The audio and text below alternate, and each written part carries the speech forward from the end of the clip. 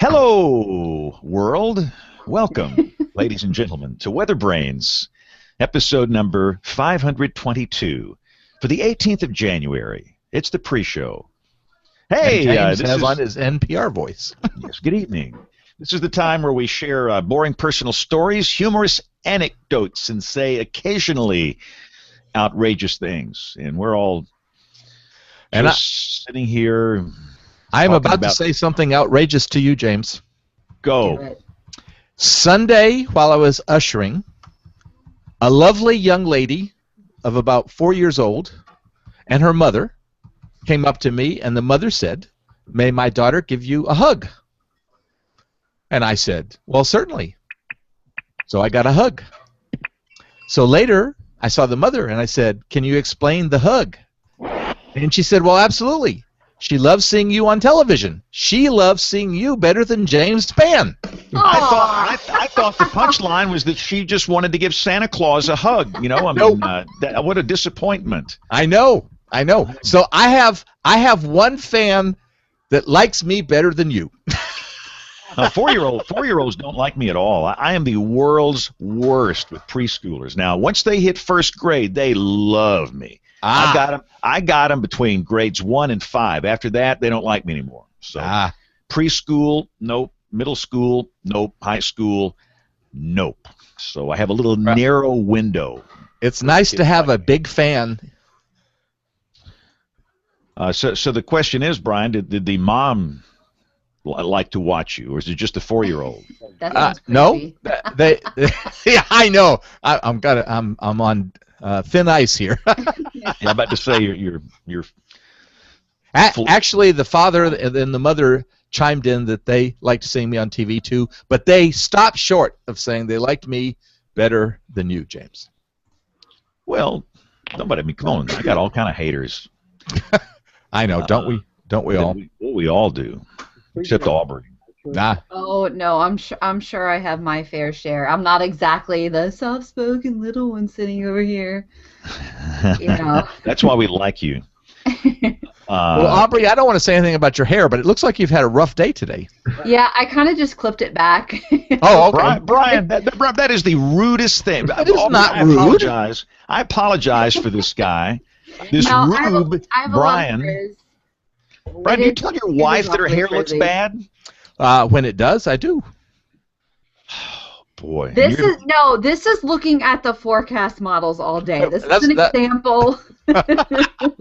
That's what I was leading up to, Aubrey. Well, yeah. I think your hair looks good. Don't even test me, James. I think that's one for me. Yeah. James 0. No, I can't wait to talk about the Eastern Storm with Dr. John and Aubrey in the path among the 97.5 million. Millions in the path. We got 2 of them, the 95 million on this show. Kevin, you got your voice back? About 85%. Wow. Your mic's under the armpit again. It's and by the way, for those that are new to this, the actual show will begin here shortly, I promise. In fact, I need to get our guests on here. Is that better? That's better. Much better. I'm about 85% back. So Nate is out. He's got a voice problem this week. Yeah. What is this like a? Yeah. What's with you guys? What's the deal here? I'd like to know what this is. I had a bug where I lost my voice the week before, so I can relate. Yeah, I was closed the week before last too, or last week. Cold settled in my pattern is to get a cold and it settles in my chest or my lower throat and it just sits there. But I had a cold, but it didn't settle in my voice. Yeah. Happy birthday, Rick. Oh, thank you. Happy birthday, Rick. Oh yes, happy birthday. Belatedly. Yep. By a day, right? A couple of days. Who's counting? Okay. That's right. Who's counting? Just old, a day, a week, a month. What does it matter? I think Brian knows a 4-year-old that wants to give you a birthday hug. Yeah. Aww. That'd be all right. Hugs are good any time of the year. Absolutely. You know, especially this time when you're so stressed. I have to follow the child safe regulations, and in theory, I am not supposed to give or accept a hug from a child. Oh, really? Really? For my protection and for the protection of the child. I work in children's ministry. We follow these rules, and they're a little different, which is really sad. And I'll break it sometimes if I think it's just a extreme situation where. You mean just at church or anywhere? Really anywhere. And I have to have 3 other adults with me if I go in the bathroom when there's a child in there. Every year it gets a little more strict, and it's for our protection and for the children's protection. Because all it takes is one child to accuse you of doing something, and it doesn't matter if it's true or not. You're over. I mean, your career's over. It's all over. So the whole thing's set up to protect the children, protect the adults. But the sad thing is, about 5 years ago, they went to the no hug thing. Mm-hmm. So, and I can understand, as sick as the world is, I really can't understand that. But there are times where you've got kids that are dying, and they really need. A touch or a hug or something like that. But anyway, so I've invited our 2 guests. And by the way, welcome to our cable television viewers watching on James Spann 24/7. This is WeatherBrains, the Monday night party that we always throw here. We are waiting on our guests. Sometimes we get these guests and we can't get them on. And if we can't get them on, we're talking eastern snowstorm here for 90 minutes. I can't wait. Because I love it. We have 2 in the path of this thing, and really we're kind of on the tail end of it. So I'm excited. And you're going to drive me to drink tonight, James. I know it. She'll be in the liquor cabinet by the time this show is over. I think her hair looks bad now. I know. We've already got one. Dr. John might look like me when the show's over because he'll pull all of his out. So. No, I've invited both the guys that Bill suggested to invite on his email, and I have not seen them, which is not good. It's Ben. Do we have any kind of bios or anything? Ben and Jacob. Yes, it's on sunsetweather.com, sunsetwx.com. One, I believe, is still working on his degree. Maybe I'm incorrect.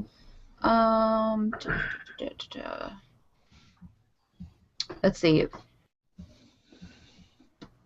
Ben has graduated from Penn State and is a full-time research assistant. He's done fill-in work at WTAJ in Altoona. And Jacob, let's see. Jacob did earn his BS in meteorology. I was emailing one of them a while ago. No, that's Steve. Okay, there's a third, Steve. Steve is working toward a major in meteorology. And we have Justin also. So we have Justin, Steve, Jacob, and Ben. I'm not sure who are the ones that we invited. I invited, let's see, came off this email, Ben and Jake. Okay. And both of them popped up with their real name when I invited them, which means that they're legitimate and they should have an invitation. I tweeted at them earlier. Jake interned with Good Morning America and ABC World News. World News Tonight. And volunteered with the NWS in State College. Well, the ABC News guy's probably busy preparing for the monster storm. With 89 trillion in the path. That's right. No, I think, in my opinion, we'll talk about it when the show starts. Often I'm guilty about doing some of the good stuff here in the pre-show. Well, I don't know what to do. Bill typically is. I'll get on Twitter and shoot. Okay. Tell them they've both been invited. So let's get this thing going here. We're gonna roll. My assistant should deliver my phone shortly. Oh, thank you. Your assistant. I love Oh, brother. Oh. All right. So here we go. The recorders are going, and here we go in 5, 4, 3, 2, 1. WeatherBrains! Time for the weekly show that is all about the weather. This is WeatherBrains, episode number 522 for the 18th of January. 2016, and to let you know there are 100 million in the path of a monster storm that is unprecedented. Now, we got a big storm that might threaten the eastern U.S. We got a lot to talk about this week. That'll be fun, but the gang's all here. We hope we get our guests on. We've got Rick Smith. Rick, we're going to grill you on the AMS meeting last week because you were in the Big Easy. Yes, you caught me tweeting. Hold on, let me get back to where I supposed to be. Okay. Yes, hello. It's good to be here. Hello. By the way, I don't know if you saw the title of the show last week. I did, and I was afraid to listen to it. A bunch of drunk WCMs. So, wow. I saw zero. That he can tell us. So. Yeah. Is it that you saw zero, or that you're not willing to speak about anything, so it's zero? That's all I can say. Yeah. See, they'll break his legs if he comes out with it. So.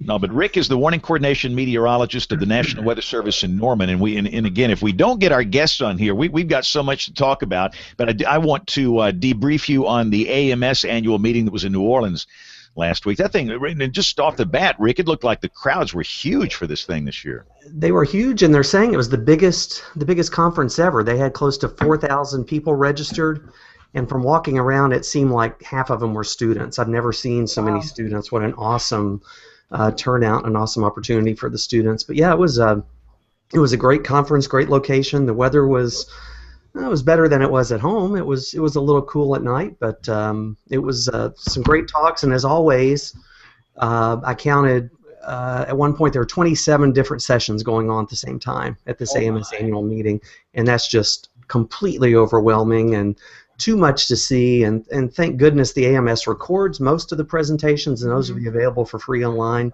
at some point, because there was a lot I missed. There was a lot I wanted to see that couldn't get to, but it looked like a really successful conference. Watched some Weather Geeks taped 6 shows while they were there, and there's some really good guests. They already had Kathy Sullivan on this past Sunday, and a bunch of WeatherBrains alum, Gina Esco and Eli Jacks are going to be on. Bob Ryan, some really good guests coming up. So all in all, it was time well spent. Great. Now, I went to the AMS the last time it was in New Orleans. I guess this was 3 or 4 years ago, and I actually spoke at the student conference. And like you, I was so impressed with the number of students. It was just overwhelming. But you go to those AMS annual meetings, and wow, you get the book, and you've got to decide on the sessions you're going to attend. And often you've got these concurrent sessions that are so good that just, like you say, it's mind-boggling. But they do record and make available most of those, so that's a good thing. But again, we're going to totally debrief Rick here in just a second. Kevin Selle is in Wichita Falls, Texas, and he actually has a voice this week. Yes, it's largely back. I'd say 85, 90%. You guys can tell me. And I want to say a special hello to Cody Willis, who tweeted at me today, at Kevin Selle, ready for my Monday dose of accelerant. Yes. Not sure if that's a good thing or a bad thing. For those new listeners, Kevin stirs up trouble, and that's his title, The Accelerant. So, thanks to John. That's yes. right. I think John did start that. We got Brian Peters. Brian is the internationally beloved meteorologist, longtime WCM. Brian, were you drunk last week in New Orleans? No, I wasn't in New Orleans. I won't answer the second part of the question. But I am freezing. It is cold. We're headed for one of the coldest days we've seen so far this winter season. And wait, is this like real cold, or is this like Alabama cold? Okay, it's cold, Aubrey. It's cold. The dew points are in single digits down here. Show title. Alabama cold. I am very thankful they actually fixed the heat in here. I understand when they did the newscast in the news studio across the hall, whoops. Oh no. He's frozen. We lost him. See, I told you it's cold. He's frozen. I think Claire cut his line. It was 54 brutal. That was pretty rough. But anyway, sounds rough. Yeah, they got the heat back, and we've got it actually feels good in here. But no, Brian, you have not been on the road. You have been here, and we're about to put you on the road for a bunch of spotter training. We're going to put Brian out, I think, for how many shows? 4 or 5? 4 or 6? 5, I guess. Something Yeah. like that. We're coming up on the tornado season here. We'll talk about that. But Dr. John Scala is our academic member of the WeatherBrains staff here. Dr. John, you get to talk about this big winter storm that we'll discuss here, headed your way. Now, Brian was mentioning cold. Can you see this? I don't know if you can see that.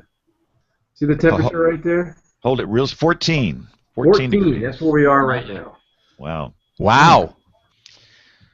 We are probably about 20. Well, let me see. My fancy watch here says 26. Not that that's exactly right, but we figure where we are will be upper teens tomorrow morning. And for the deep south, that's pretty cold, especially with no snow. My assistant just told me we're 12 degrees. Well, and Aubrey is in Harrisonburg, Virginia. You're at 12? We're at 12. Ooh, that's cold. Ouch. With a wind chill. We've got a wind chill, so it's probably close to zero. Is that Alabama cold or West Virginia cold? First of all, I am in actual Virginia. Well, Virginia, sorry.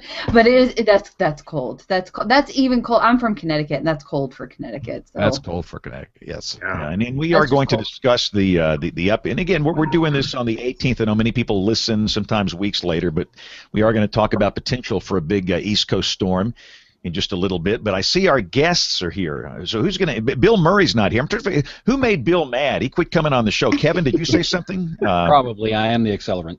Yeah, I mean, if anybody gets mad, we're going to blame Kevin. So who's leading the interview here? Aubrey, is it you? That would be me. That would be me. Welcome, Ben. Take over. The floor belongs to you.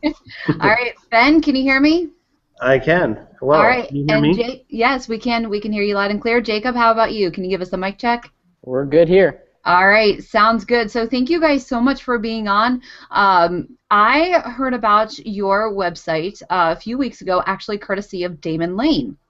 So if we can get one of you guys to start, Ben, if you can start, tell us a little bit about you. We'll get to the website in just a moment, but tell us a little bit about yourself. I know you went to Penn State and where you're working at now. Sure. So I went to Penn State as an undergrad. I graduated just this past May in 2015, and they actually had a position open up almost on cue in July to join the Weather Communications Group full-time. Our state climatologist and head of the Weather Communications Group, Paul Knight, actually retired, and they needed a couple of people to help fill his shoes because he did so much. So right now at Penn State, I'm basically helping revitalize the weather communications option within the major. I do some on-air stuff with our department's show, Weather World. I do a lot of social media stuff, and recently I've taken on a recruitment project to try and help boost our numbers as far as incoming students. So well-rounded position.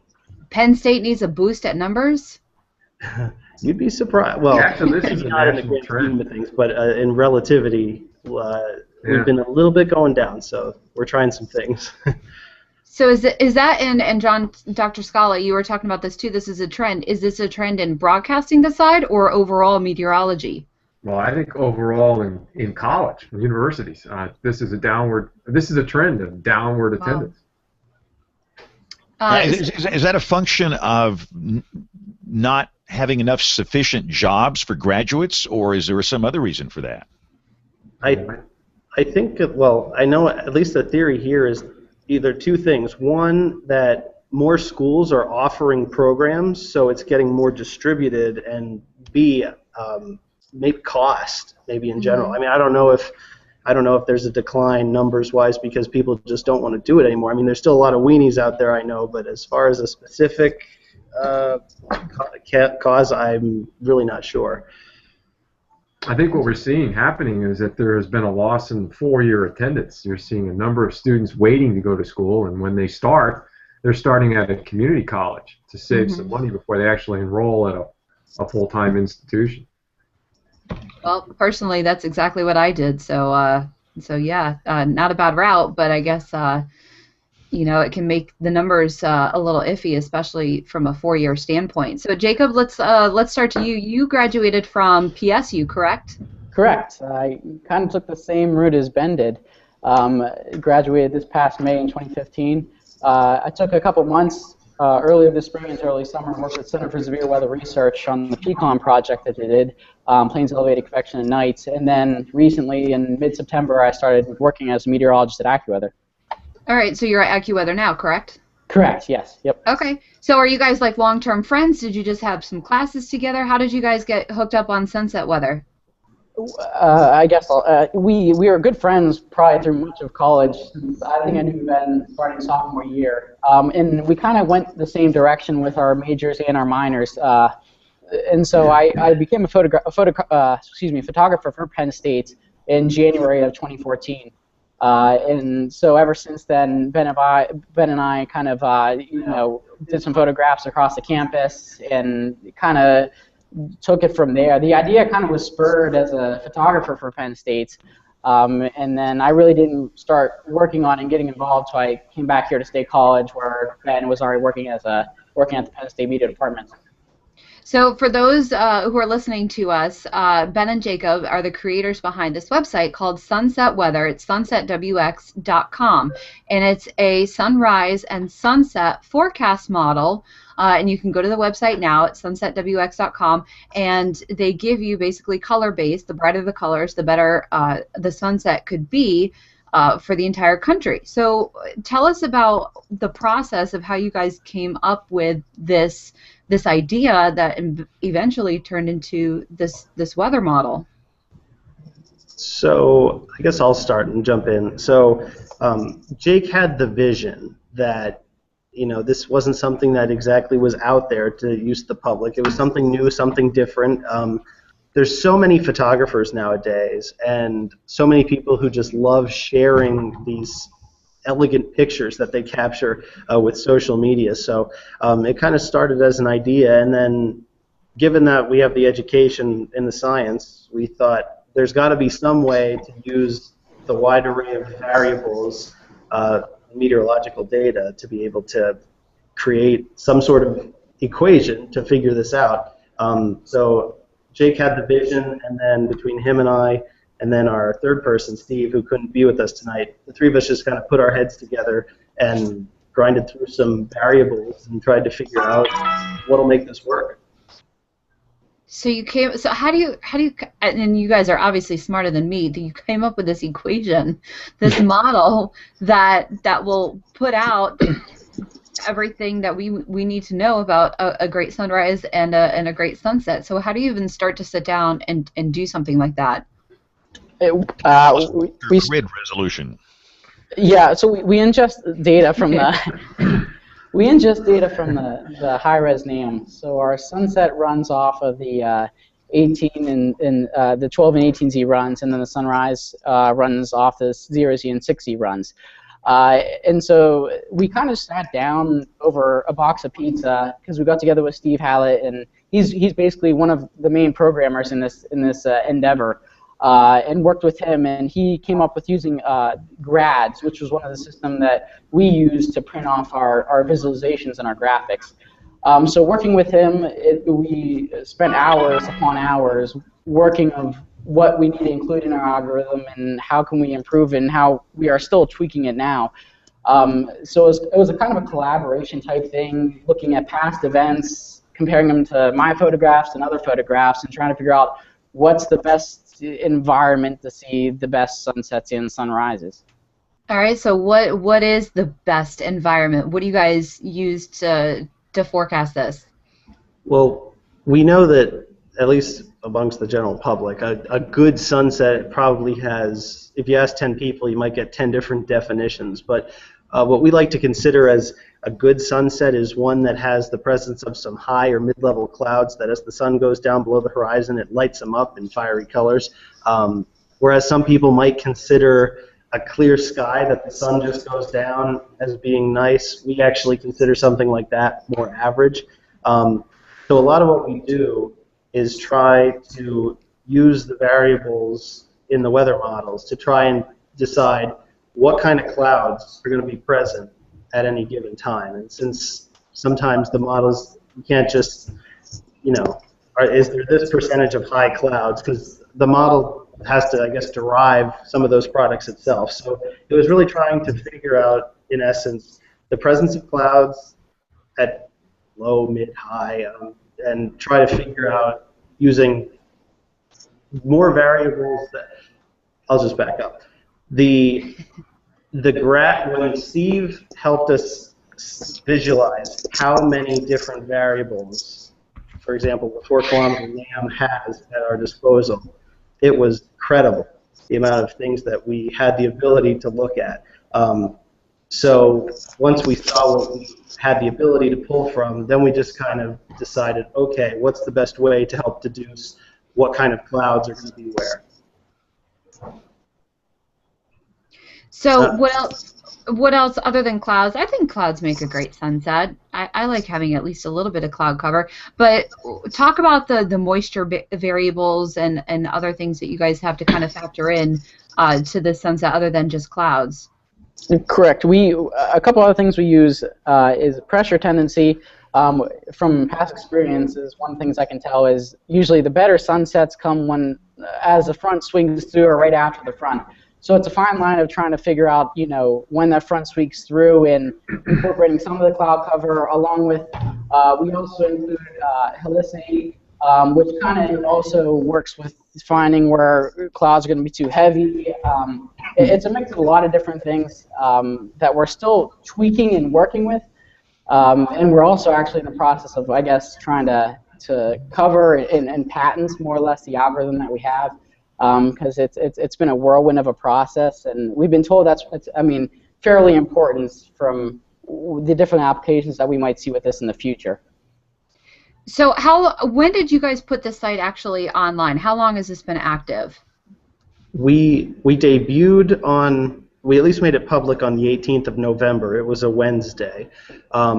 For probably a solid 1 to 2 weeks before Wednesday the 18th, we had a functioning test version of the website, but only for ourselves to visualize the model and see how it was doing, just to see if it was at least on the right track before debuting it to the public. So there were some days where in the morning we would run it to get an image for the afternoon and then basically start searching social media in a bit of a reduced state just to see how it was verifying. And within the first couple days, we really were seeing areas where it was consistently not doing well and areas where it was, and whether it was for the right reason or the wrong reason, it was just kind of a tweaking process for several days to really try and get it to show what it should have been showing.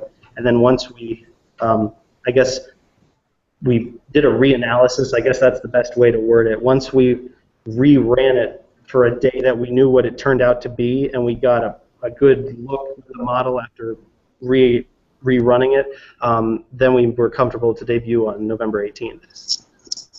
And what has been the response? What kind of site traffic are you getting? It's been, I think, fairly impressive. I haven't looked for a couple of days now, but our analytics I believe it's probably over 200,000 page views itself. Really spurred after one of the bigger sunsets that Slate picked up on. And they wrote an article about, and then since then it was been Good Morning America, CBS This Morning has really picked up on it. And it's really showed us how many more applications could be used for this, whether if it's wedding photography, tours, movie, films, trying to catch the good sunset sunrises. So we're actually in the process now of the creation of a mobile application with the work of Steve and one of his friends, Justin Lowry, who goes to the Art Institute in Charleston, South Carolina. So it's been a lot at once, I guess you could say, working a full-time job as Ben is as well, and Steve is a full-time student. But it's been a pretty impressive, I think, reaction so far. We do as much as we can on Twitter in the evenings when we get back after work, reaching out to the public for sunset photos. Well, it sounds. So here's my nosy question, Aubrey. So what's the business model here, guys? Now is this going to become a pay model output thing, or where do you go with this in terms of business? I mean, it's eating up a lot of your time and resources, and how do you monetize this? So, at least starting with an app, we're working on a way to be able to look at the specific grid data. And we actually, between the help of really Justin and Steve, we've been able to successfully get it to a point where all of the grid points in the 4-kilometer NAM, we're able to pull the data that we use and have it spit out a word tied to a value, whether it be like good, excellent, poor, average. So I guess first we're trying to at least get to a way that we can offer, whether it be an email service or an app service, for like a point location forecast. So that's really what we're trying to at least work towards right now. And then I guess, Jake, if you want to add to it. Yeah, we're also we've reached out to some TV stations for our pilot test, more or less showing our graphic, whether it's a sunrise or sunset that they want, and seeing how it works on air. Because it seems like it picked up good, public reactions so far. So maybe trying this more of a local viewing area. And see if that works well for both the station and the public itself. It sounds like kind of I don't know if anyone else gets the NASA spot the ISS station. They send you out the notification basically based on your location. Sounds like that's kind of your goal with the sunset model, correct? In a way, yeah. A lot of feedback we've been getting is overwhelmingly people that want the ability to get a point forecast, or just, I mean, we as meteorologists and weenies, we know when we look at a weather map what we're looking at, and a lot of our audience really wants to skip the interpretation part of the model and just want a word that tells them, hey, this is what it's going to be like tonight. So that's been probably the overwhelming not critique, but just request among the people that this is caught on to. They just want to be told tonight, now. Exactly. I've been looking across your website, guys. On your media page, I want to call out KOMO because the headline is New Weather Model Predicts Sunsets Before They Happen. Well, I do that every day. It's 5:51. Your man is an Einstein. We'll have to kid Scott about that. He wrote that blog up. Jacob and Ben, I've got a question for you. In the absence of clouds, right, the best sunset is going to be when you've got some particulate matter in the atmosphere. You know, a beautiful blue sky during the day with very dry air and no pollution doesn't necessarily generate the best sunset. So are you considering, if you haven't already, putting some kind of chemistry attribute in that model? We are. We've reached out to a few of the meteorologists that we know that might have some air quality data that we can infuse and ingest into our algorithm as well, because we think that's an important part of it, and seeing what aspects and how it helps and how it hurts, we have to decide after we have that data. But using grads needs a certain, I think, file. I got the vibe from Steve, and so we're kind of on the hunt for that air quality data now. So if anybody knows anybody, we're happy to help. Hey, what about the African dust in the summer? You guys, is that part of this thing too? Yes. Down here in the southeastern states, occasionally you get some of that. It makes for a really nice sunset. Yeah, so between the African dust and also the past couple of summers, I know that the Canadian wildfires, once some of that smoke has gotten up to jet stream level and blown down into the eastern United States, it also, I remember one instance in particular, places around D.C., one night back in, I think, June or July, just had an incredible sunset. It was traced back to the smoke particles from the Canada fires. There we go. I think I said California, the Canada fires. So yeah, but we're really trying to take the particulate data into account. But as Jake said, it seems to be some sort of weird file type, and even one of our air quality experts here in the department at Penn State doesn't seem to quite know where to get the file type we need. So that's our roadblock at the current time. Hey, here's a little bit different question. I know I've lived several places, and everybody always says the traffic here is worse than anywhere else. Well, I also see there are no sunsets like the ones in pick a state. Do you guys see that? I mean, where are the best sunsets according to your analysis? every state, right? I don't know if it's just related to the way the weather patterns have fallen, but Arizona lately has just been unbeatable, it seems. It seems like almost every day Arizona sunsets are just beautiful. So I saw Stephanie Abrams tweet that, and I ended up having a little Twitter conversation with her, and she said she's never out. Obviously, the girl's traveled, and she said she's never seen some better sunsets than Arizona. So. Oh yeah, that's dust. So here's my question: do you take this into account?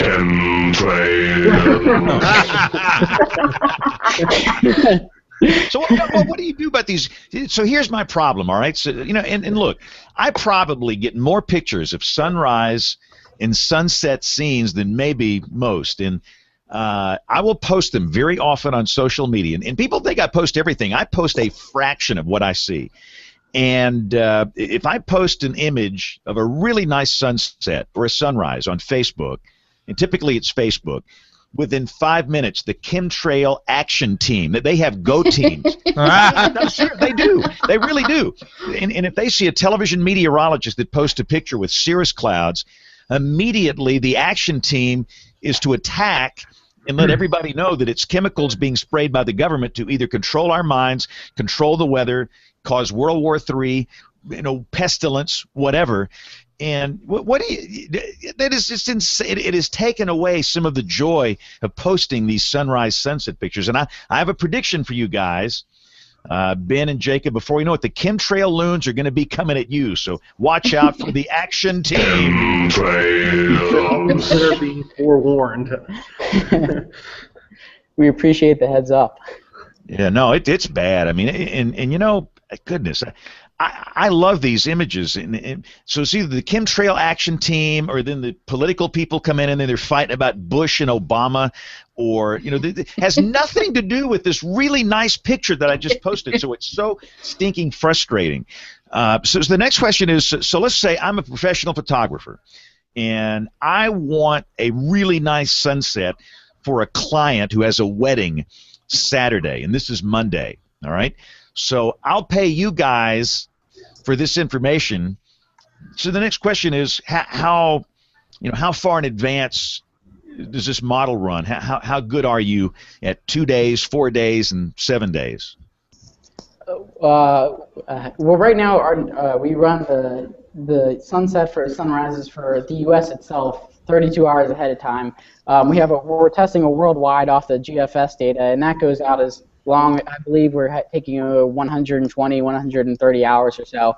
But I guess we're only as good as the models are as the second order algorithms. Once we hit the 5-6 day marker, we start getting a little bit fuzzy on our forecast, I guess you could say. But we can kind of put our own spin on it too, is what we kind of hope for as well. I mean, our model will print out one thing, but if it's not catching on to something that we can see, or if it's a little slow or fast with the fronts that we can tell, personally, we can put that spin on as well and hopefully give some, a little personalized touch. Uh-oh. Oh, I think Jacob. That's kind of what. I think Jacob just went down the tubes there. Wow. That's kind of what I was about to ask Ben. Was can you put your own interpretation on this as as I would put my own spin on my actual forecast for my DMA? So yeah, actually a couple times recently too. What we've, at least up here in the Northeast, our model has done poorly when we get into northwesterly flow. At least, especially in Pennsylvania, New York, even West Virginia, Maryland area. So we know the trend that in northwesterly flow, particularly in Pennsylvania, northwestern Pennsylvania is going to have the clouds and the lake effect snow, and then the downsloping in the southeast will lead to some clouds kind of toward your west, but some nice breaks in general southeast of the mountains. So in that case, we're at least realizing the fact that even if the model is suggesting just not good everywhere, knowing that you're in a northwesterly flow and you're probably going to have some breaks in the clouds, but still some clouds present southeast of the mountains, that's an area in particular that we're able to at least add some value. Even though graphically it's not going to show up, at least that's what we could help give value to people. There's something else that we've noticed is Florida. Rick, this also goes back to what you asked earlier. Florida always seems to just be in a mind of its own because it's surrounded by water, probably microclimates and just all sorts of different things going on there. But places like Florida, it's almost sometimes just like rolling the dice, because some nights we'll have a really good forecast predicted, but they'll just be terrible, and then other nights, they just happen to get a nice clearing in the distance over the ocean, and it works out to be great. So as far as there are times where we can add value, and then there's things like Florida that we either really need to work on, or Florida's just Florida. I don't know. Well, Ben, I can give you some ground truth. A couple of days ago, we were in a mountain wave situation, and the stratus that developed in between those I should say the stratus comprising those mountain waves gave spectacular sunsets. So if you have a model that can depict when that's going to happen at that time of day, you're going to be right on the money. That's good to know. Thank you. Yeah, I figured. I think we saw actually a couple of pictures from down around the Lancaster area on, maybe Sunday? Maybe it was last week even in the cold. I don't know. But there was one day where I know our model was having kind of like a middle of the road to below average, even into southeastern Pennsylvania. A lot of nice pictures came in. So, yeah, northwesterly flow's been a bit of a killer. Hey, what kind of hardware are you guys using to run this model? So Steve, yeah. So we're kind of lucky right now. So Steve has been working on a project, a slight redesign of the e-wall with Fred Godomsky. So thankfully, he has a web space that's free right now, and I don't know how long it is until it runs out. But Steve's been able to, because he's been doing this redesign, he's been able to ingest just the NAM and GFS data. He's using this GRADS program. Basically, we've been running it all off of Linux through his laptop so far. I don't know if his computer is about to explode or not, with how much trouble we've been giving him the last couple of weeks. But as far as Steve's really, I wish Steve could be with us. He could probably tell you so much more. But really, it's just been Linux, Steve's laptop, the GRADS computer software, which I don't really know much about GRADS. I don't know if any of you do. It's a very new-sounding language for me. But it really isn't too much. Once his a couple month freebie goes by, though, we're going to be either hopefully making a little bit more change on the side, or we have to look to a different viewpoint, because an amount I remember he telling us is pretty large to incorporate all that data and ingest it through the website he's using. Fellas, by the way, Brian has a Commodore 64 and a TRS-80 if you guys need an extra computer. So Brian is willing to own his hardware. Cut my teeth on that TRS-80 too. These guys have no idea what we're talking about, Brian. I'm trying to think, who on this show even knows what we're talking about here? I do. Oh, you do not. I do. I know I've heard Commodore 64. Yeah, you've heard the term thrown out. Yeah. Hey, I have an Atari. I've never touched one or operated one, but boy, no, I have. But I had an Atari. That's kind of close, right? Kind of close, but man, that Commodore 64 was awesome, man. Wow, yeah. That was fun stuff. Well, fellas, we're going to break in a second and talk about winter storms and AMS and everything else. You guys stay as long as you want to.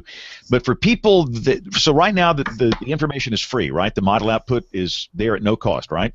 Correct. So when do you start charging?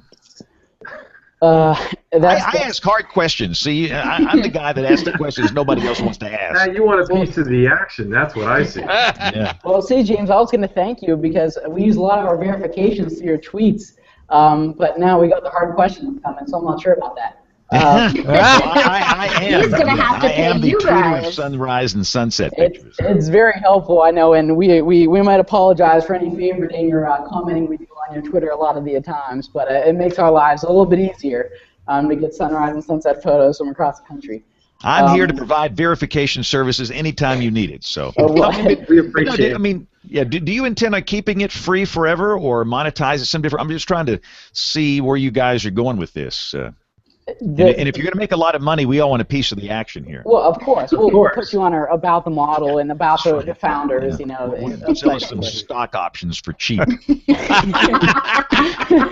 That's what he's looking for. That's exactly what he's looking for. Exactly. Well, we'll give you a heads up on that. It's a monetary end. I think our idea is kind of keep the site free and kind of keep it the way it is now. The app itself, though, we're planning on maybe having a little cost on it, maybe a 99-cent app. We're not 100% sure yet, so we have to get some more advice from others because my business and my business skills is not the top compared to some of my meteorology skills.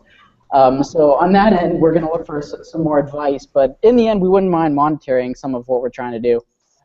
And give us your Twitter feed, the Twitter handles, so people can follow you guys. It's really good. It's a great Twitter feed. Mm-hmm. Yeah, the Twitter feed is sunset_WX.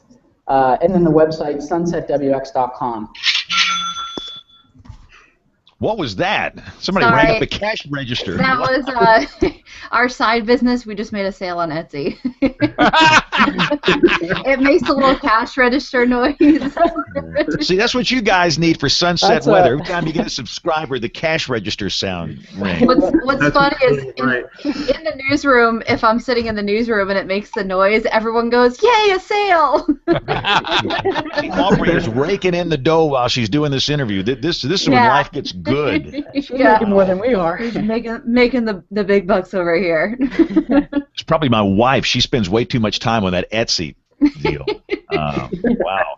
All right. Well, again, if you guys can stick around, we'd love to have you because we got some other topics we got to cover here. But again, your product is great. I think it's fantastic, and everybody needs to go check it out. Follow you guys on Twitter. It's really good. But I want to shift gears and go to Rick. And by the way, Jacob and Ben, did you guys go to the AMS meeting in New Orleans? No. We both would have loved to have attended, but we were not able to go. I would like to try to get to the summer. I don't know if any of you would end up being there. Span, you might be, but the AMS summer broadcasters meeting in Austin. I might try to get to that, and a couple of the folks here in the department are trying to get me, if I do find the funding to get to that, to try and toot this while there a little bit, at least for the broadcaster folk. But yeah, New Orleans wasn't able to happen. I'm with Ben on that one. I hope he can make it. I'm not sure if I'll be able to sneak away, but I'll be tooting from the background if he is there. Cool. And again, you got the NWA annual meeting that's over in Aubrey's neck of the woods. Norfolk, yep. Norfolk. That would be a great one for you guys to attend. September.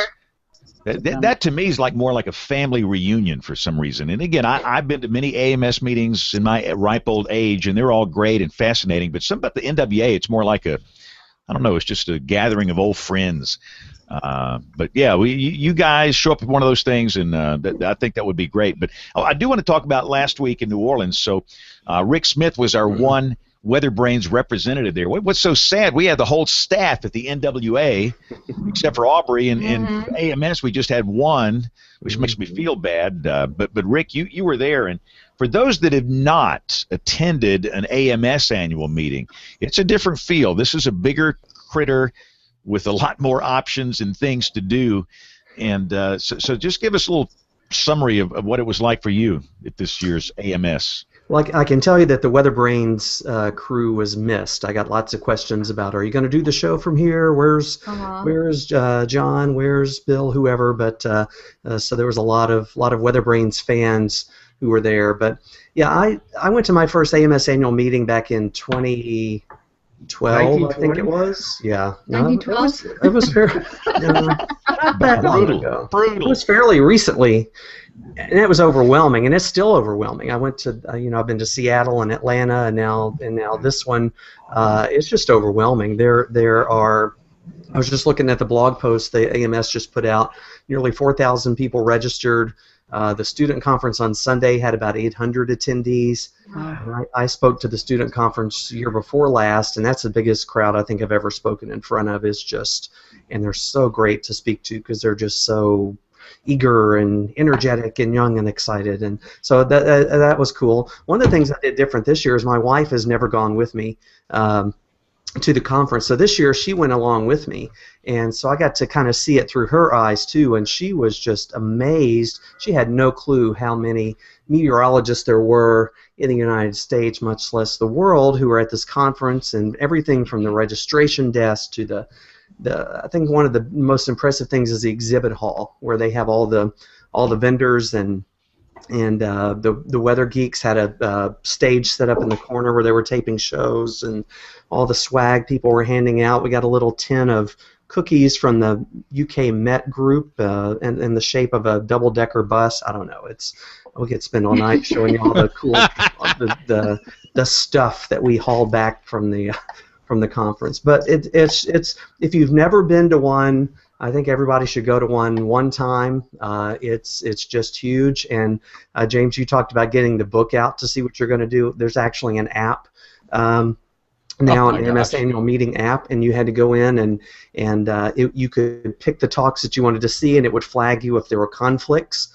And there were times where I had like 5 things concurrently that I wanted to see, and did a little bit of the trying to run from the second floor at 2:15 to the third floor at 2:30. That didn't really work out too well. You know, you want to see different sessions, but they do a good job of dividing the sessions up by topic. So a lot of the ones I went to ended up being like the social science type things and the was-is type talks, but there were sessions on Python and on hydrology and on climate. Well, hold on. I didn't say that. Don't get buzzed. I don't want to get the buzz.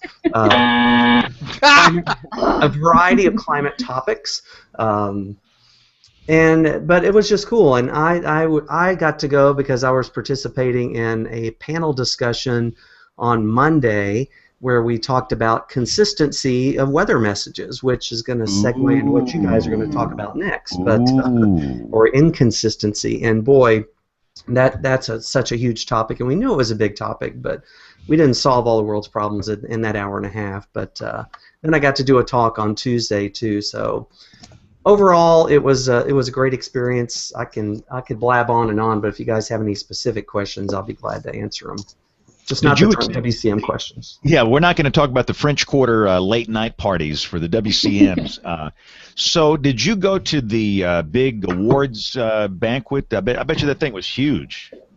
I did not. I went last year for the first time. That was Wednesday evening, and we had to leave Wednesday to come home, so I missed it this year. But yeah, that's there's 3,000 or 4,000 people in this ballroom, and that I was overwhelmed with that last year for the first time when I went. Yeah, I went to one for the first time this was in Austin, Texas. I was horrified. There were so many people in there. Oddly enough, you think television people wouldn't mind that. I don't know. A lot of TV people I know were nervous around big crowds, like in public. Mm-hmm. It doesn't matter about the TV because you're just in a room with a few friends. But wow, it was almost just intimidating with these masses of people there. But the whole thing was fascinating, and I do think that it's a good thing to do. And I was going to ask Jacob and Ben, did you guys ever go to any student conferences at an AMS in your younger years? We both were at Atlanta in 2014.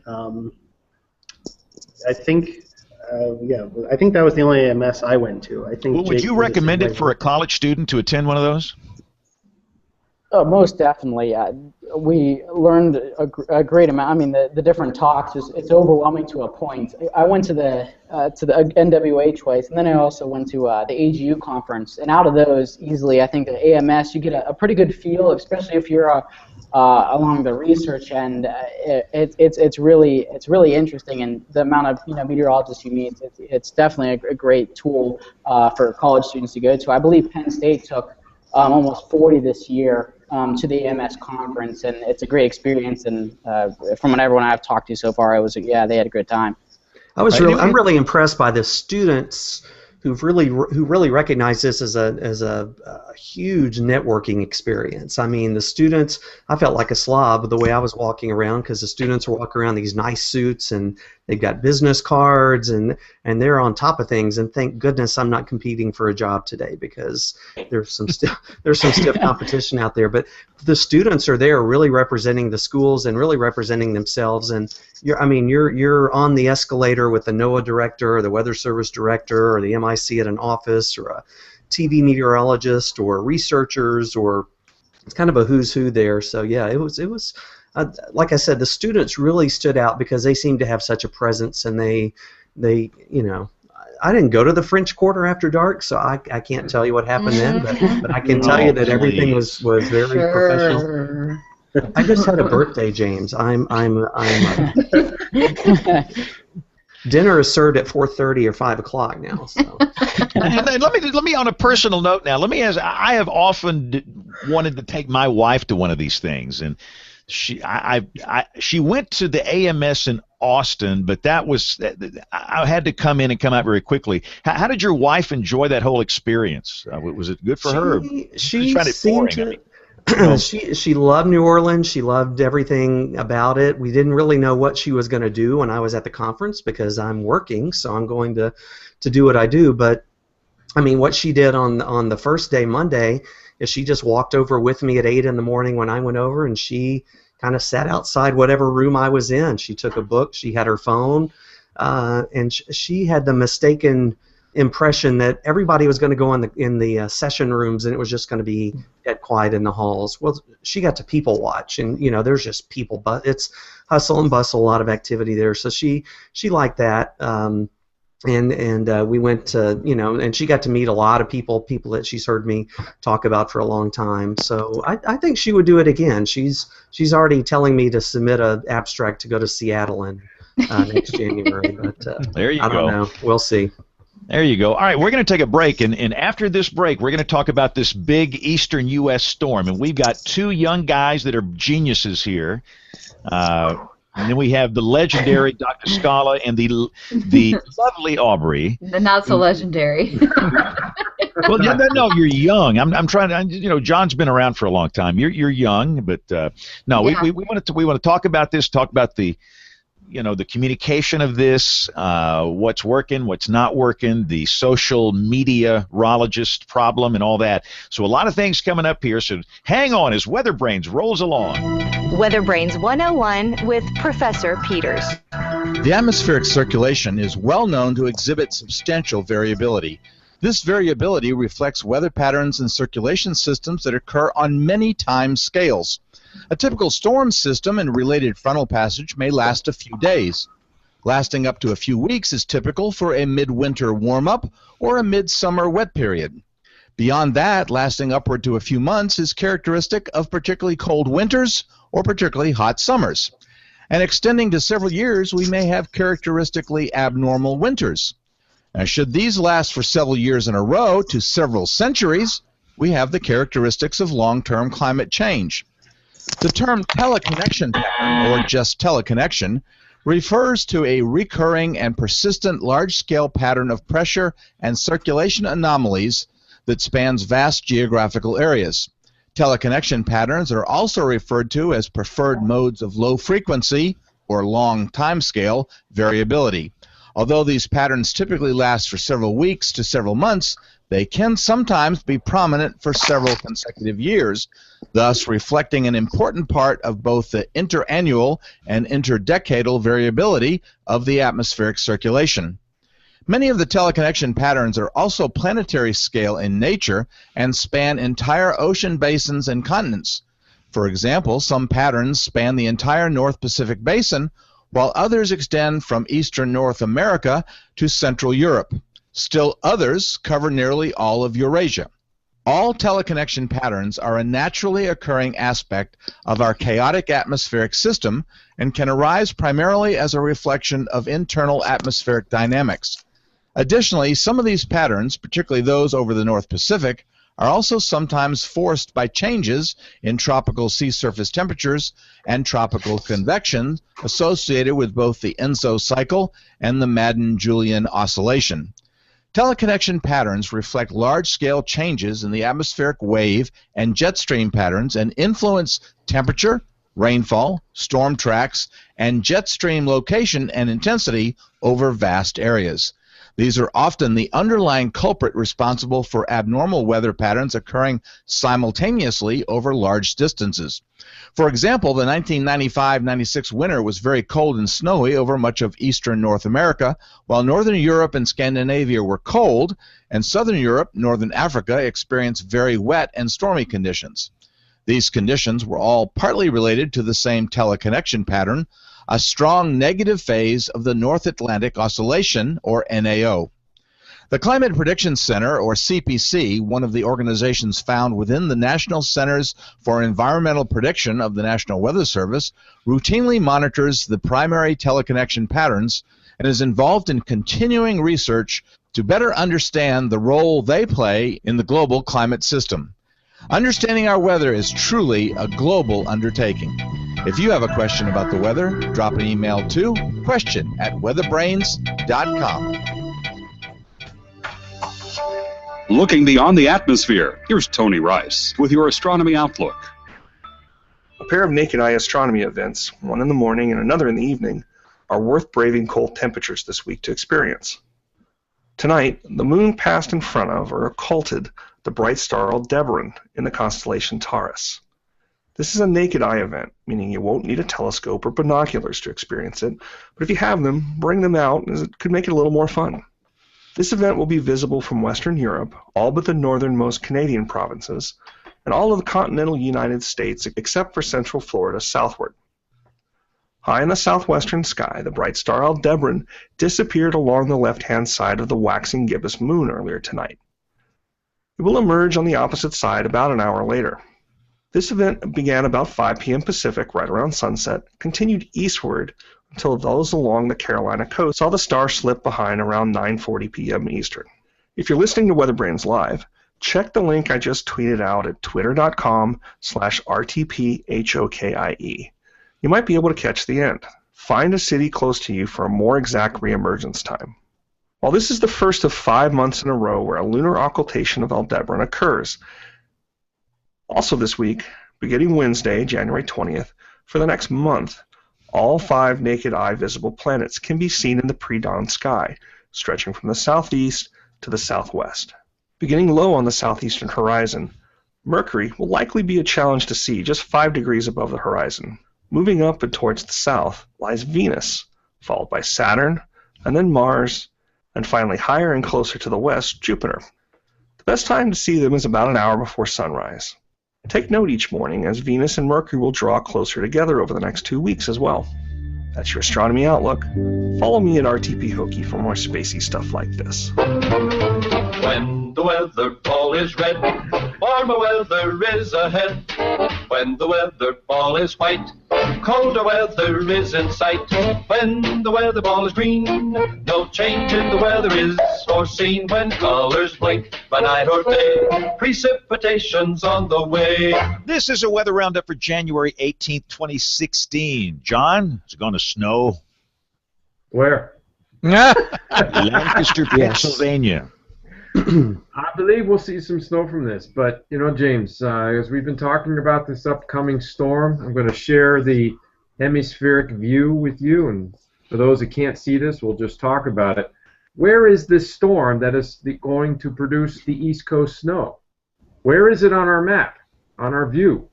Well, it's not over land, is it? In fact, this disturbance is out in the Pacific, which means it's not within the sounding network yet.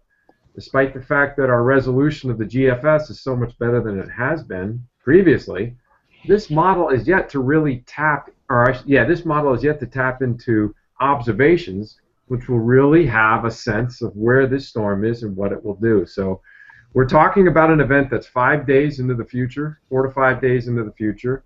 The models have been discussing this in the last 7 to 10 day time frame, so it's been out there. You've been talking about social media, it's been out there. We've been getting questions about it already. How do we deal with an event that's this far out into the future and have some sense of consistency in the forecast? That's a very difficult question. I'm getting it already. I put a fairly lengthy post on my Facebook page today, and I just mentioned some of the ingredients that are there, and I immediately got responses like, well, what does that mean? Are we going to get snow, yes or no? How do you answer that? Well, and then the problem is, and if you say we don't know yet, then they're going to just keep going to find somebody that will give them the ear candy that they want to hear, which brings in these social media guys, you know, that are doing their thing, and they're throwing up all these maps. The one thing that I will not do on social media is throw up just a, you know, deterministic run of a global model with a bunch of numbers and snow output. That's not going to help. The ones that I like to look at are the ensemble, you know, the ensemble graphics coming from the European at this stage of the game, with the probabilities of maybe getting over 6 inches of snow. There's some use in that, but it's just too early in the game to play. So, Aubrey, what do you tell like on television? You go on TV tomorrow. What do you say? Well, tonight what I said was, you know, we already have some flurries and some snow showers coming in Wednesday. Not only are we dealing with that, but we're dealing with temperatures in the single digits tonight, wind chills below 0. So those are, I mean, we already have schools on delays for tomorrow. So, which, when I was a kid, you think they put us on a delay? No. Anyways, but, you know, 14 to 19 degrees tomorrow morning with a breeze, it's not going to make a difference. But I digress. What do you say about people? So what I said, they want to know how much snow are we going to get in Harrisonburg Friday and Saturday? Okay, so what I said tonight at the end of the forecast was I said, now look, we are watching, and on the 7-day I put watching storm potential for the weekend. I didn't put snow. I'm a little graphic say snow, but I said watching storm potential, and I said, look, we have the potential to see a high impact storm this weekend. With that being said, this is Monday. We're talking about Friday. There is a lot that can happen, and I even said that this storm isn't even on the U.S. mainland yet. It's still over, you know, waters and stuff. We don't even have a good sense of the, you know, what this storm is comprised of until we can get it a little bit more onshore, get some data in there, and really tweak this forecast. And I said that, and I said, you know, basically that we have the potential to see a high impact event. However, we are still 5 days out from this, and there are a lot of variables at play, and this forecast is going to change. I mean, what am I supposed to do? Go on and say, well, we have the potential to see 15 to 40 inches. Right. So John, again, I'm kind of asking John and Aubrey because they're kind of in the middle of this, and I love to listen how the people approach this. How do you deal with the social media guys that throw up all these maps and these wild predictions? Do you address that issue at all? Do you ignore it? Do you say anything about it? How do you deal with that? Yeah, go ahead, John. I was just going to say I did address it in some posts earlier today when the morning meteorologist, Miss Laura Mock, and I were posting and stuff. She ended up finding an old snowfall map from 2 years ago or last year from a Roanoke station that was being passed around. And she said, you know, basically posted, this is from 2014. So, you know, and we shared that, and we, you know, you addressed the issue that, yes, we were watching the potential for a weekend storm. Basically, anyone that's putting out numbers right now is an idiot. Mm-hmm. Ooh. I don't know. What do you really think about it? Without saying that, but basically, you know, that, and no legitimate forecaster would put out numbers right now. Yeah, we actually have a station policy, maybe you do too, Aubrey, where we don't put a number in the forecast until 24 hours ahead of time. We'll talk. Yeah, we talked about it. We were thinking, you know, we're kind of regrouping tomorrow and then really Wednesday, really seeing where we're at. And Wednesday we feel like we need to have, depending on how high of an impact the storm could be, we feel like Wednesday we need to put at least, even if it's going to be a wide range, we need to put something out there Wednesday, depending on how high of an impact, you know, this could be. So let me throw up a graphic here, and for those that are listening, I want to say, Rick Smith, you actually wrote this or put the graphic together. Yes. Social media and winter weather. This is fantastic. So, Rick, is this your creation, and what led you to come up with this? Let's see. Is this the one that I didn't get in trouble for? Yes, this is. There was an early version that had some changes that were requested. We have this hanging in our weather office. I want you to know that our news director printed this out. Our news director, who is a meteorologist, printed this out, put it in everyone's box, and it is hanging not only on our producer's wall, but it is hanging in our weather center. So this is very all over the place in our office. And for those that are listening, very quickly, let me just read the highlights. Social media is a powerful tool for sharing weather information, but with great power comes great responsibility, and it's up to all of us to use weather information on social media wisely. And you give 4 tips and some, information below them. But number 1, show you care, beware the share. Number 2, just because you can doesn't mean you should. Number 3, know your weather person. And number 4, represent your local community. Who could disagree with this or get mad? I mean, this is fantastic, Rick. I guess, and maybe there are those that find it offensive. Some of these people on social media that are forecasting snowstorms, 3 weeks in advance.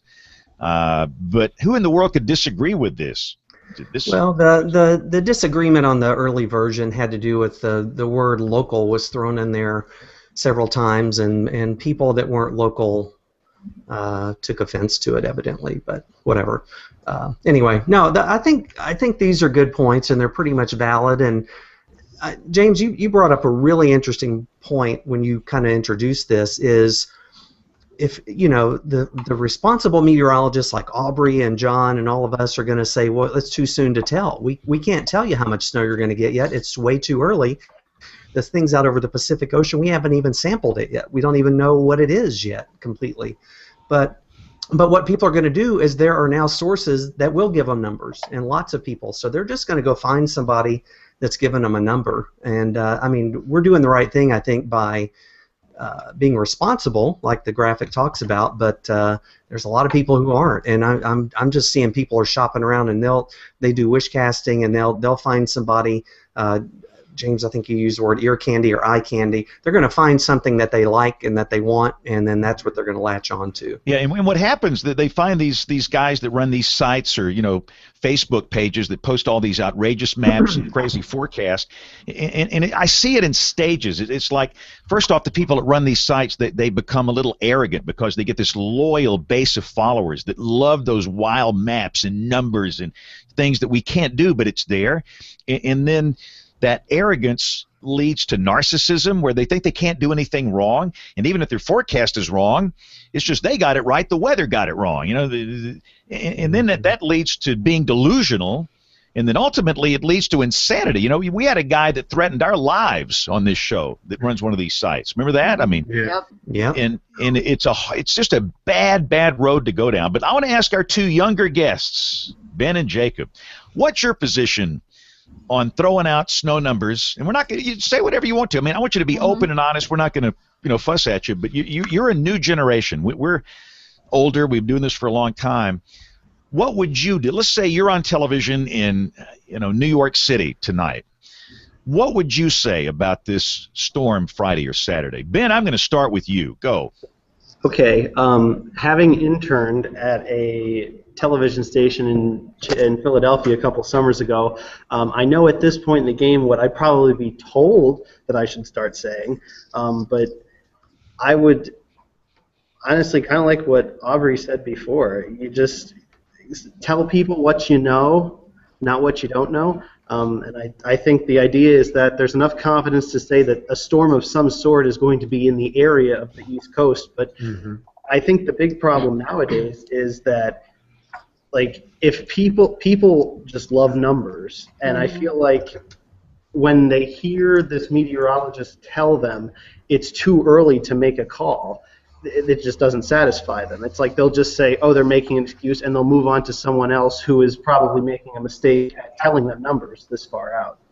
So, I mean, I totally agree. I just think it's too early to go down the numbers road because I mean, personally with this storm, I still see a couple of ways that it could go wrong a little bit. I mean, as far as, how far north does it come? Does it actually come a little too far inland, and you have mixing issues in places that at the moment might be expecting the highest snow totals? So I don't know. I definitely wouldn't go down the numbers road.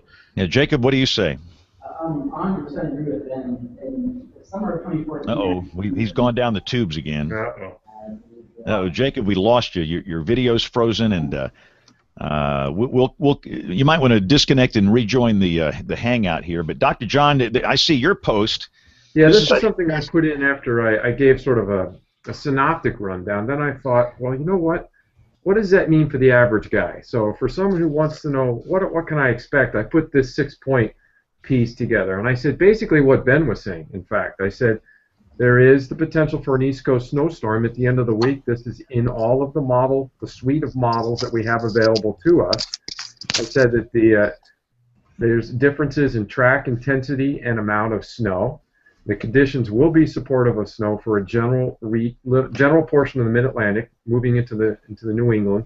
And I said a 5-day forecast is used to raise awareness and assist in preparation, but too early to provide the details. And my last point was the forecast is guaranteed to change. And you know what's so sad? That is brilliant. That is brilliant. Mm-hmm. But what's going to happen is that people are going to see that and they're going to go find some clickbait guy that's going to give them numbers and give them all this outrageous stuff. And it's like so many people, they don't care about credibility. They just want to hear what they want to hear and see what they want to see. And whoever's putting this stuff out, they can be wrong over and over and over and over. They still nail it every time. They always get it right. And I'm going to stick with these guys. The TV people are idiots. They don't know what they're doing. I've had people tell me that I've been forced to not say things from the Obama administration or from these TV management people. Yeah. I've been doing this 37 years. Nobody's ever told me what to say on television, which is a blessing. James, there's another I don't know where element. that comes from. Yeah, I don't either. I was going to say that Nate and Susan Jasko did a presentation at the Broadcasters Conference in Raleigh this past summer, and they talked about the social meteorologist thing. We need to get Nate to kind of go over that presentation sometime. But he mentioned that one of the appeals of these social meteorologists is kind of their kind of the subversive element. It's kind of the, well, I've got something for you here. The government's not going to tell you. The TV people can't tell you this information. Yes. I've got something. I'm telling you something that they won't or can't tell you, and that appeals to people. It's like, well, I'm getting the real scoop from this guy over here. I can't get any. Nobody will commit to anything on the Weather Service or the TV, but these people over here are telling me the real story, and they have a very short memory. They don't remember that they forecast 15 of the last one snowstorms. Their verification, there is no verification, or it's very selective memory about what people remember what was a successful forecast. Well, and they just keep following them. It's like these, they say, oh, this blocking high, and once you get the cold air and the jet stream dips, and once we get moisture, man, we're gonna have some snow. I'm like, yeah, I could say that every single night. Do you think so? It's a winter. I mean, literally, I could say that every single night. Hey, it's winter. Every time it's cold and we have a little moisture, it could snow. Listen, hey, Jacob, I think Jacob's back. Jacob, what do you say about all this? Yeah, so hopefully I don't cut out there again. I interned with Good Morning America and ABC World News in summer of 2014, and the real scary part is really when the national news picks it up and starts putting their thoughts in the whole spiel of everything, because some of the headlines can just be ridiculous.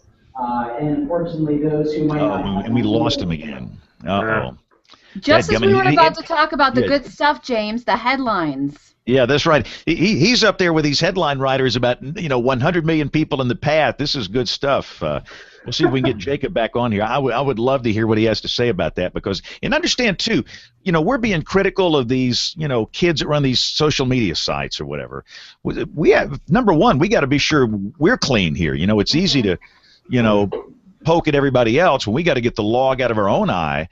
And local media can be pipesters too. And you look at these, the Weather Channel and AccuWeather doing these 15, 45-day forecasts. I mean, we've got to be sure our act is together, and we can't control all those apps and things like that. But for all of us, we have to be sure we're not hypesters. We're telling people what we know. We're telling them what we don't know, and we behave ethically. And that's the whole point I'm trying to make of this thing. There should be some ethics involved if you are a professional. And ethically right now, in my opinion, it's not right to go on TV on January 18th and say on January 23rd at my specific spot, we're going to have 21.2 inches of snow, which is what you're getting with some of these people. So, Jacob, you're back to finish your GMA story. I'm not sure how far I got there, but before I cut out again, the frustrating part is when the national news takes it and takes it a little bit too far.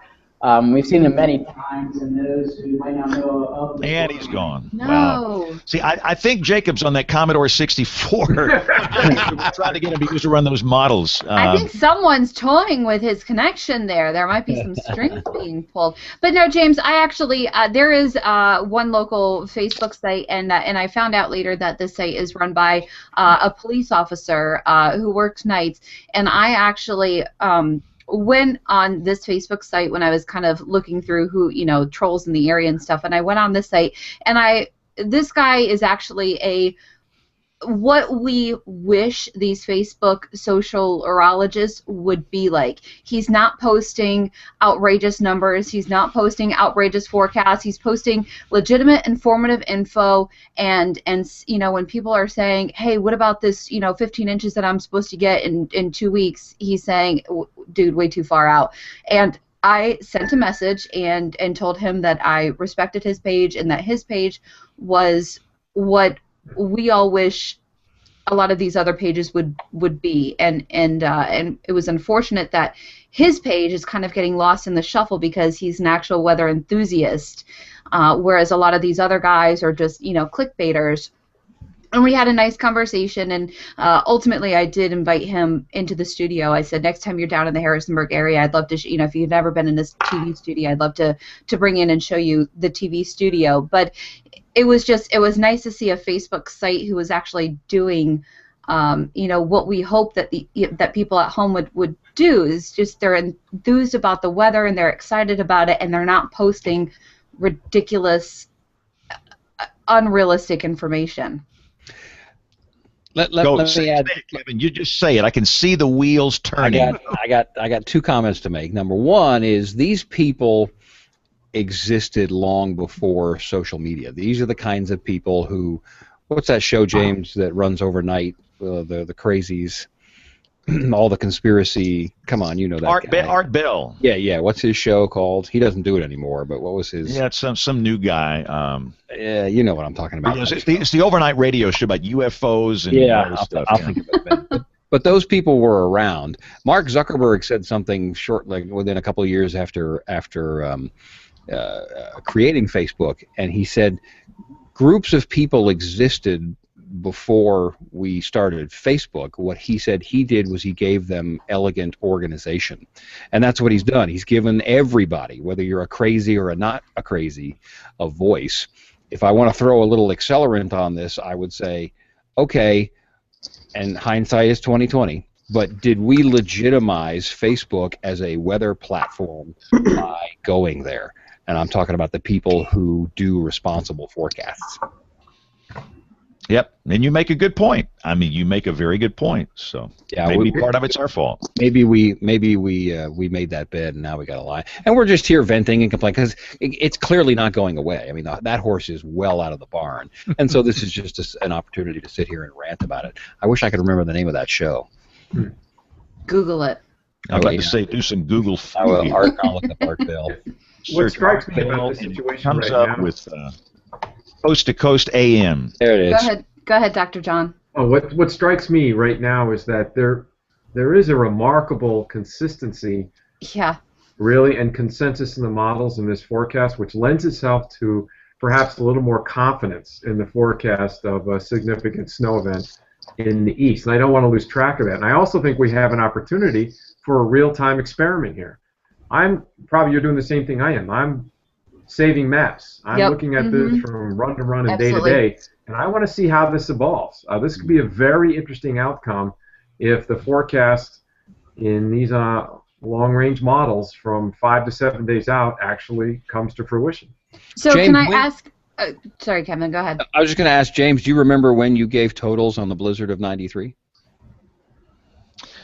It was within, what, 2 days? Yeah. It was like 48 hours. It wasn't any.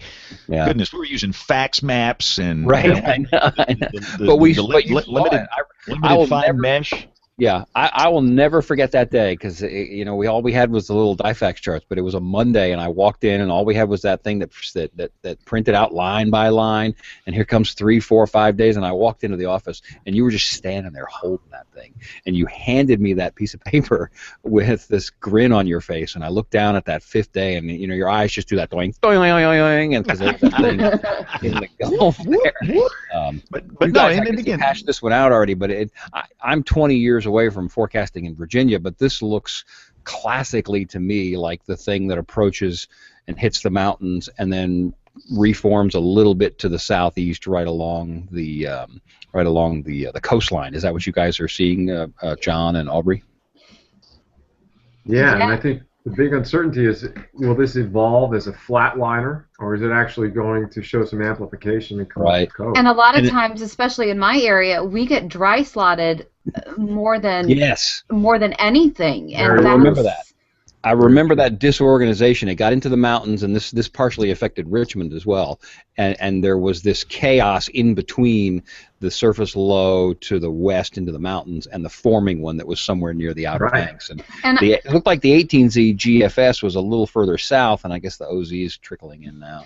And you could see in some of the 12Z and 0Z maps from earlier today that, the dry slot, that it was there. And that's what we were talking about is, as a forecaster, that was so frustrating when I was in Richmond, I remember. And it's so crucial for our area because it happens so frequently is that we get dry slotted, and that just, it's a huge bust. But can I ask, you guys, as this, we're watching it as kind of an experiment, but as a storm just now coming into the Pacific Northwest that really hasn't even made it, it's still over the waters. What is your experience with? Do you guys have any other memorable events that a big either severe weather outbreaks or anything where we're watching this thing coming in off the Pacific Northwest that hasn't made landfall yet, but the models are catching this big event? I just don't remember because it was 20 years ago when I was there, and we didn't have certainly the access to the stuff that we had now. I just don't recall being able to pay attention that far out even. 20 years ago, that incipient wave, if I remember correctly, was circumpolar. So it actually was coming out of northwest Canada, whereas this is going to evolve from the eastern Pacific and come across the mountains. Well, do you remember any other storms within recent memory? Anything else coming in the Pacific Northwest that the models were just grabbing onto this far in advance and it was still far out there? I was thinking today I should go back and look at the February 5, 6, and also February 9, 10, 2010 storms.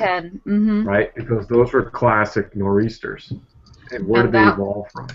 I've never, and this is my inexperience. I've been a forecaster for 5 years now.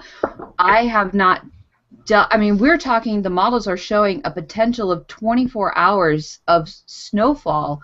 That's not something that I've ever forecasted. Our max was probably in 2013, March 5th and 6th, 2013, where we had maybe 10, max 12 hours of snowfall, and we got about 14 to 18 inches. Yeah, you got to go back to the February 2010 storms to see. And that was right before. That was before I moved here. Yeah, and I can't. I'll have to go back and look. I can't think of case studies, but there's no doubt, as John has said, and until this thing gets into the American Upper Air Network, you might see the surface low adjusted 100 miles one way or the other, and that makes a huge impact. And that's huge. Yeah. So, well, but I am on the lead of the news here tonight. So of course, naturally, it's cold outside. I'm the lead when it's hot, cold, fog, subsidence, whatever. I'm the lead. So I'm going to roll the email segment here, and Aubrey, I'm going to let you do this and finish the show with the picks of the week here. So let me get the orchestra here, the WeatherBrains Orchestra. And we're going to dive into the good old email inbox to see what's in there. Letters. We get letters. We get stacks and stacks of letters. All right, we've got a couple of letters. This one coming in from Old Bridge, New Jersey, and this is from Ira Schaefer.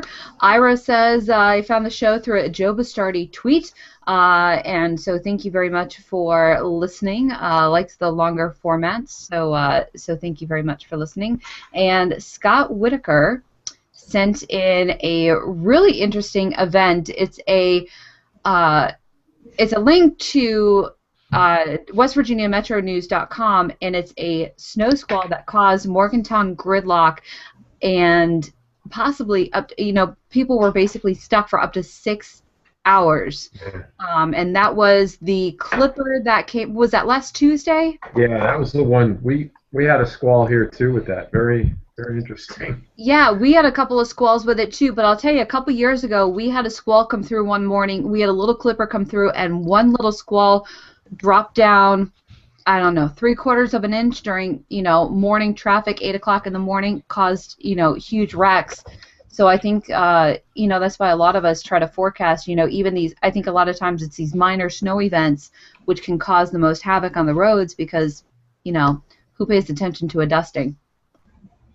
So thank you, Scott, for sending in that link. Very interesting link. David Phillips sent in, says he hasn't been able, or this is our Skydiver. NOAA Weather Partners video about bite-sized science, the MPing app. So we'll have to put that out on the webpage. And we have a, where's James and the buzzer? We're missing the buzzer. This one is from Taylor Stone. Hey all, this is an interesting article about how melting icebergs likely slow CO2 in the area of study. This is also interesting because of the natural negative feedback cycle the melting ice creates. And there's 2 links here, so thank you for sending that in. And so we appreciate all of your emails. Just send it in to email@weatherbrains.com. You can also follow us on Twitter. Just search @WeatherBrains, or you can follow us on Facebook. Just search for WeatherBrains. You can also catch up with us on weatherbrains.com and fill out our listener survey response. We'd love to hear from you if you have any guest suggestions, what you like about the show, what you don't like about the show, and any interesting weather topics. We're always looking for some good show ideas. All right, so now that the email is done, picks of the week. And let's start with you, Mr. Brian.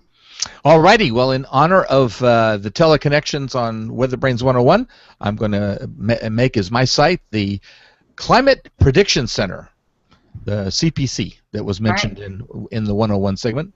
It's got a lot of great information about all the teleconnections. A lot of good reading there. Dr. John, pick of the week. Yeah, this is an article that appeared by the Capital Weather Gang back in November on the 24th. This is from Jason Samino, who is leading that group. They have some outstanding work. And this article talks about the upcoming winter, and it was written back in late November, and it highlights Dr. Judah Cohen's work. And he talks about how despite the fact that it was a strong El Nino, of course, historic El Nino heading into this winter, it may not act like a traditional El Nino. So there's some insightful verbiage in this link that was written back in November, and now here we are in January. Interesting how it's coming to fruition. Yeah, definitely. Always throws a curveball at us. Kevin, pick of the week. Oh, he's muted. Oh, he's muted. I'm muted. Go to somebody else. I'm trying to find it. It's a late comer. All right, Rick, pick of the week. Well, one of the positive uses of social media kind of came out last week. There was a group of people who wanted to go to the AMS conference but couldn't, so they formed their own hashtag AMS 2016 Orphans, and they actually developed their own Twitter conference. So they held their AMS 2016 Orphan Twitter conference, and people that had presentations that couldn't go actually presented those on Twitter. You got the images, you got question and answer period. I thought it was a really innovative, cool use of that, and I encouraged them to write an abstract and submit it to AMS next year. So that's awesome. That's awesome. How long does it usually take them to put up a lot of those videos from AMS? A couple weeks? It's pretty fast considering. It may be a month or so. I can't remember, but it won't take very long. All right, Rick, I went through that link and I looked at some of those. It's fantastic. What a great idea. Yeah, I thought it was really, really cool. and there's 2 parts. Brian, I sent you 2 Yep. different links because there's 2 Storify stories that capture. It was Yeah. like a 4-day thing, so it was really cool. Just don't make it a habit to have 2 parts. Hey, I found it for you, Aubrey. All right, what you got? You were sad that James was gone, so I quickly went to YouTube. So we'll post this link as my pick of the week. Hang on, here it comes. Thank you. Thank you. That's so everyone can have their own buzzer. We'll have to make it my your little message notification.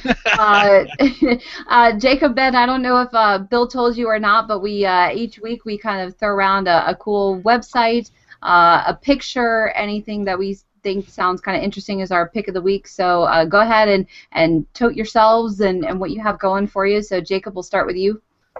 Well, in that case, I guess I'll pick SunsetWX if that's the idea. Oh, you can't do that. That's not allowed. It's already in the show notes. You have to pick something else. Oh man, so much pressure. Let me see here. Do you have a fun website or anything that you guys maybe use? Cool book? Yeah, Ben, I'll pass it over to you for a second.